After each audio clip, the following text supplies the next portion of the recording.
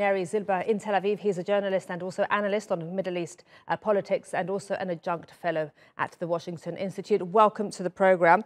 So talk to us about what we have here right now and the significance of this. It is an intention by the President of Israel to visit Saudi Arabia and also calling on Saudi Arabia to become a partner, unofficially calling on Saudi Arabia to become a partner of the Abraham Accords. So all very tentative at the moment, but how significant would it be if this does come to pass?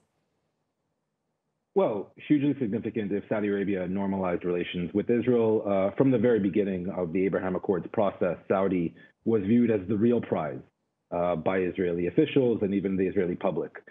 This very large, very important, very wealthy, and very influential country right in the heart of the Middle East. But we have seen in recent years, as you just mentioned, Bahrain and the UAE taking the plunge and normalizing relations with Israel. They wouldn't have done that without Saudi approval. So that was seen as a test initially for Saudi intentions. And we know that Saudi itself has unofficial ties with Israel in the, let's say, military and intelligence sphere. Yeah. So, Neri, given that point about Bahrain, there's no way, correct me if I'm wrong, that Bahrain would have signed the Abraham Accords without Saudi's blessing. So surely that means that Saudi Arabia has been a silent partner to the Abraham Accords all this time. Undoubtedly. We saw after the signing of the Abraham Accords that Saudi itself granted overflight rights to Israeli carriers, shuttling Israeli tourists from Israel to the Gulf. And that was just one of many examples of Saudi actually, if not officially normalizing relations with Israel, then at least thawing what had been a very antagonistic relationship in decades past. There are obviously a slew of common interests, primarily security and military, but not only between Israel and Saudi.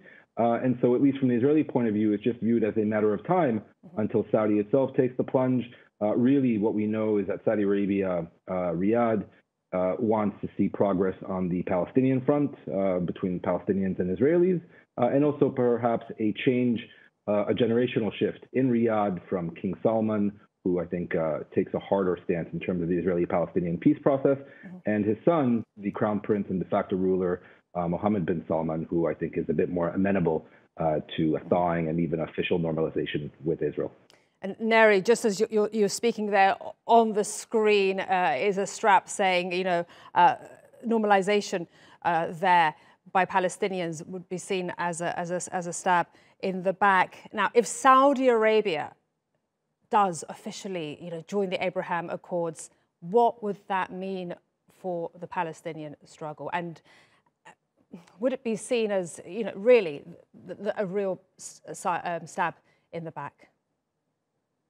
Well, the Palestinians already view what has gone on in recent years with the Abraham Accords as a stab in the back, as it were, or a real undermining of its national cause and regional position. And that's not going to change. Saudi would just kind of add to that sentiment. But really, in terms of the Palestinians, they also have to make their own calculations, maybe a course correction in terms of what had been really their primary diplomatic approach for the past decade or two, which is the Arab Peace Initiative, holding out for the regional states to normalize relations with Israel as a piece of leverage or a carrot in order to entice or perhaps force Israel to make real concessions vis-a-vis the Palestinians. That has gone away with or without Saudi Arabia. I think that's even clear to the Palestinians.